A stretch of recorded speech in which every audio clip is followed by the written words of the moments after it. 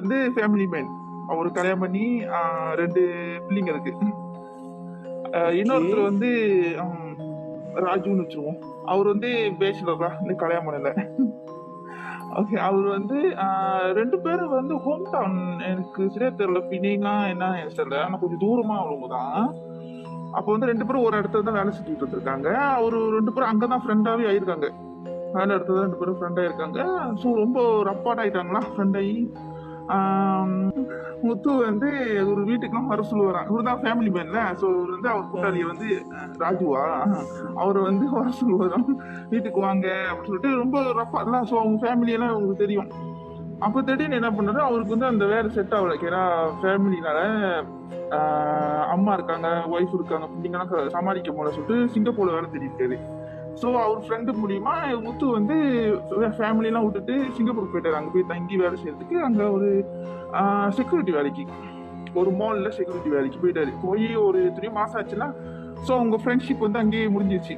அப்போ கொஞ்சம் ரொம்ப நாளா அவர் அங்கே வேலை செஞ்சுட்டு இருக்கோம். திடீர்னு வந்து ராஜு கிட்ட இருந்து போனா மெசேஜா என்னமோ வருதா, இந்த மாதிரி நான் வேலை இல்லாம இருக்கேன், எனக்கு ஏதாவது வேலை பார்த்து கொடுங்க அப்படின்னு சொல்லி கேட்கல.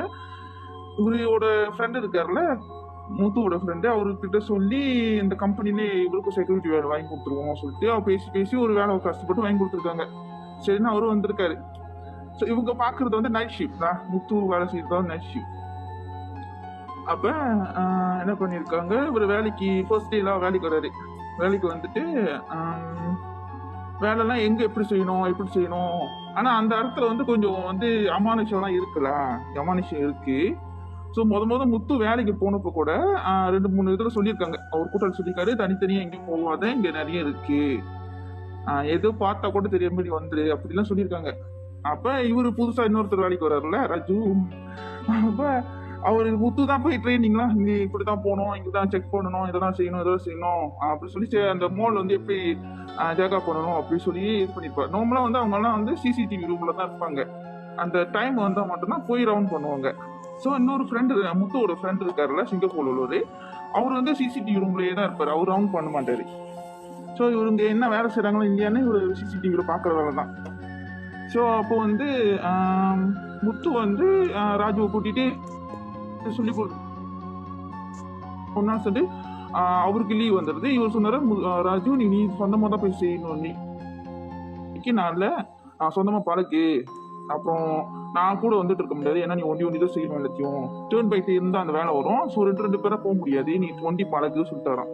ஸோ அன்னைக்கு ஃபர்ஸ்ட் டே ராஜு ஒண்டி போறப்ப ஒண்டி போய் செக் பண்ணிட்டு இருக்காராம். செக் பண்ணிட்டு இருக்கிறப்ப திடீர்னு வந்து எஸ்கலேட்டர் இறங்கி கீழே வரக்குள்ள இருக்கிறப்ப அங்க வந்து ஒரு சைனீஸ் வயசானவங்க ரெட் கலர் ரோடு போட்டுட்டு அங்க நின்றுட்டு இருந்திருக்காங்க. இவரு போயிட்டு கேட்டிருக்காரா, நீங்க என்ன பண்றீங்க, மோல் சாத்தியாச்சு, நீங்க என்ன மாட்டிக்கிட்டீங்களா உள்ள, நாங்க வெளியே கூட்டிட்டு போகணுமா அப்படின்னு சொல்லிட்டு பேசிக்கிட்டு இருக்காரா.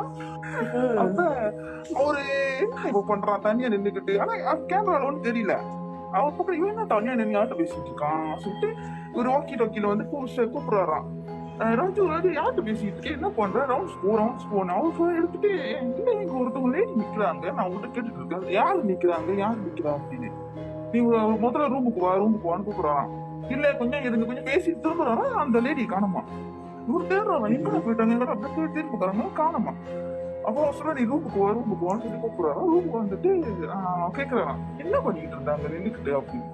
இல்ல அவங்க ஒருத்தவங்க லேடி நின்று பேசிக்கிட்டு இருந்தாங்க, நான் கூட கேட்டுட்டு இருந்தேன், ஏன்னா மாட்டிக்கிட்டாங்களா, வெளியே கூட்டிட்டு போகணுமா கேட்டுட்டு இருந்தேன் அப்படின்னு. லேடியா அப்ப சொல்லிட்டு அந்த சிசிடிவி காட்டுறாராம், யாரு லேடி, இங்க பாரு, நீ ஒண்டிதான் நின்று பேசிட்டு இருக்க அப்படின்னு.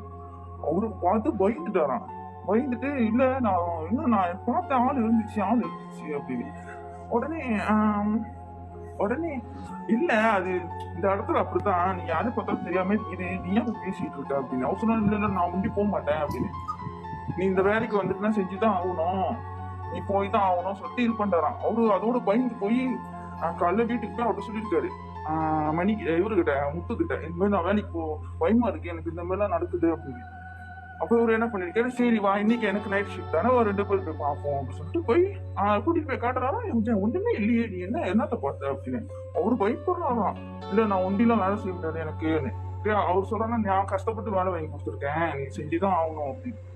அப்புறம் ரொம்ப பயந்தோடனே இவர் என்ன பண்ணிருக்காரு, முத்து இவர் வந்து டாய்லெட்ல போயிட்டு ஏதோ ஒரு பாதுகாப்புக்கு ஏதோ ஒரு மஞ்சள் கலர் துணியில வந்து ஏதோ மந்திரிச்சு எடுத்துட்டு வந்திருக்காரு இவர் பாதுகாப்புக்கு.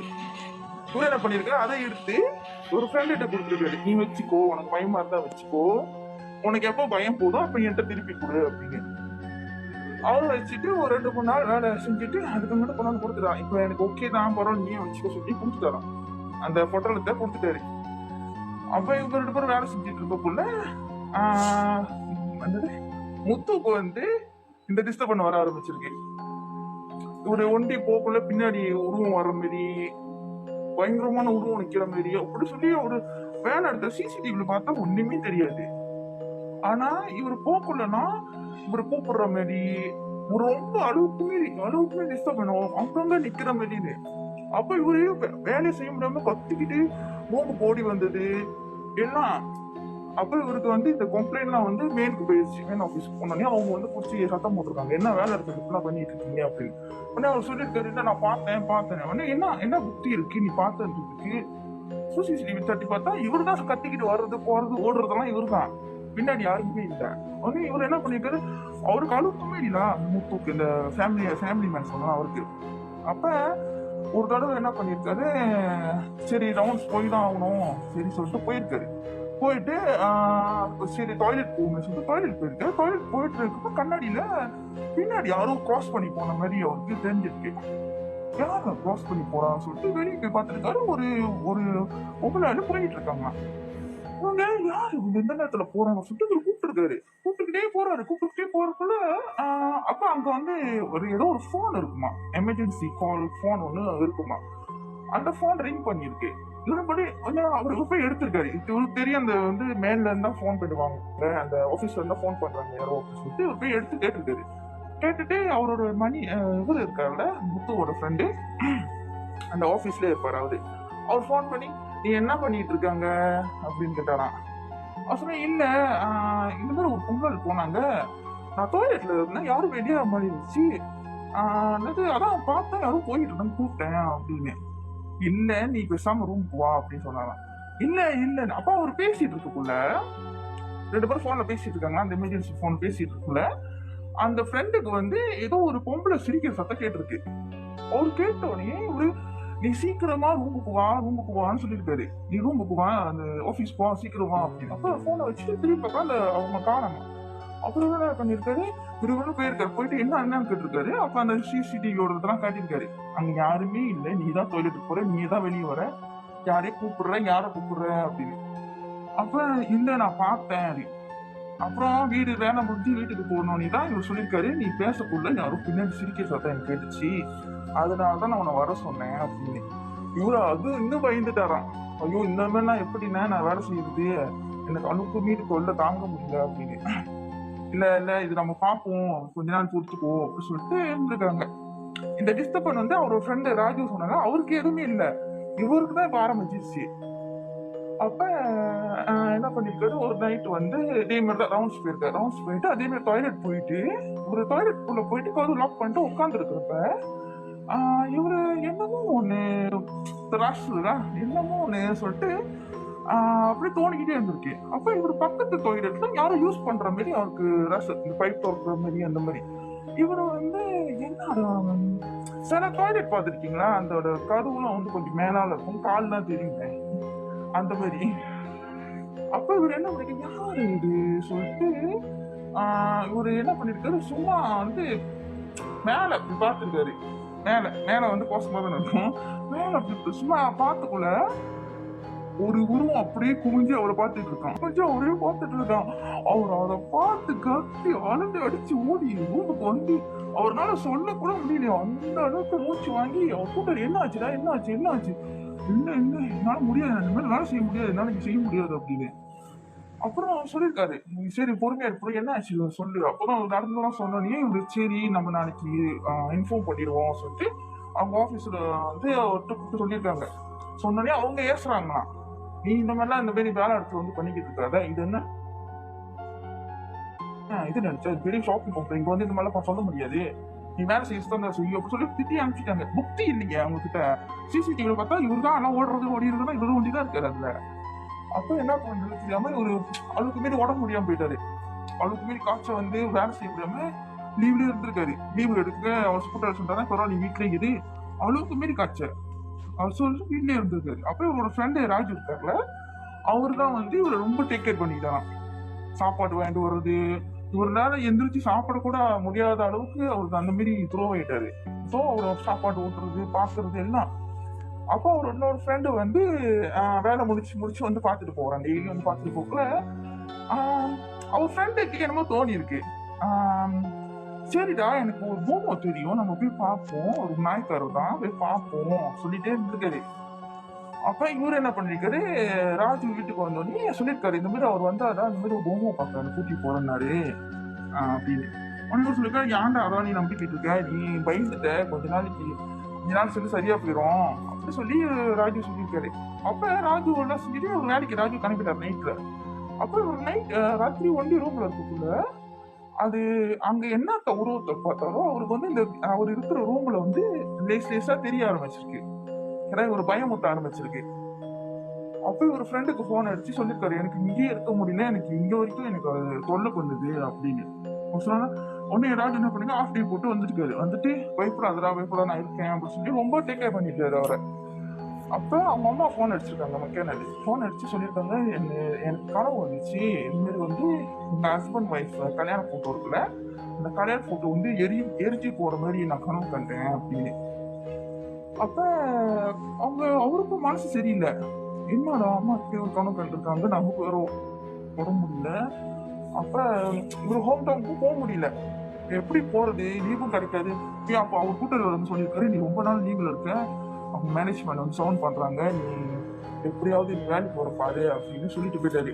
அவர் அதே மனசுல ஓடிக்கிட்டு இருக்கு, எப்படி நான் என்ன பண்றது தெரியலையே அப்படின்னு சொல்லிட்டு யோசிச்சுட்டே இருக்குள்ள அப்ப என்ன பண்ணிருக்காரு, ஒரு ராஜு வந்திருக்கு. ராஜுகிட்ட சொல்லியிருக்காரு, இந்த மாதிரி நடக்குதா, அம்மா வேற பயந்துட்டாங்க, நான் எப்படியாவது போகணும் வீட்டுக்கு போகணும் அப்படின்னு. அப்ப இவர் சொல்லியிருக்காரு, பரவாயில்ல நான் போயிட்டு வரேன், நான் போய் பார்த்துட்டு வந்து சொல்றேன், என்ன நடக்குது சொல்றேன் அப்படின்னு சொல்லி இவர் லீவ் போட்டு போயிருக்காரு பாக்குறதுக்கு. அப்ப இவரு அவங்க போய் சேர்ந்தோடனே இப்ப இவரு போன் அடிச்சிருக்காருல, மணி முத்து போன் அடிச்சிருக்காரு. முத்து போன் அடிச்சு கேட்கிறாரு, என்ன ஆச்சுயா வீட்டுல எல்லாம் எப்படி இருக்காங்க.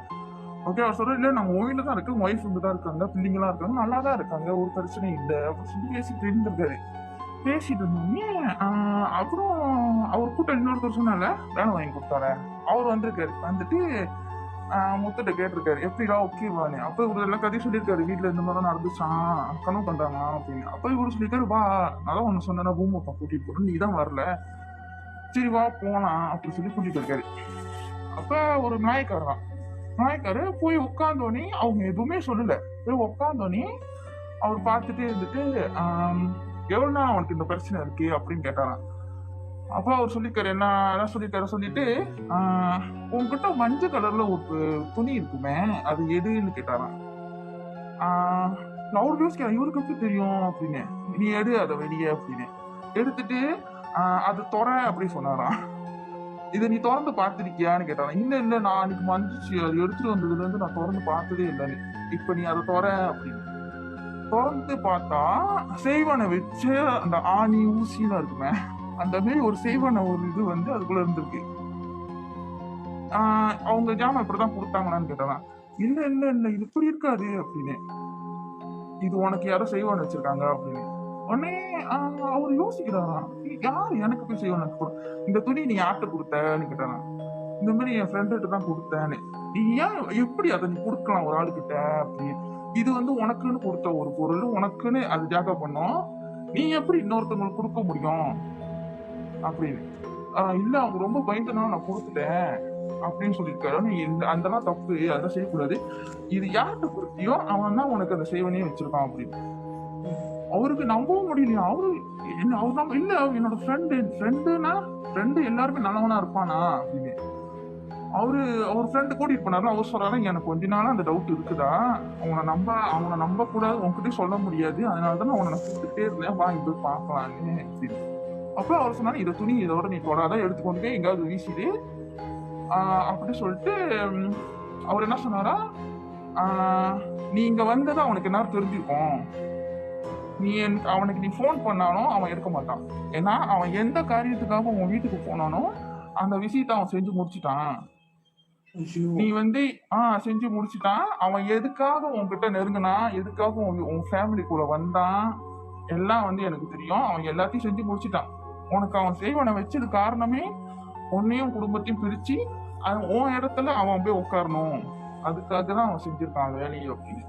அவருக்கு நம்பவே முடியலையா.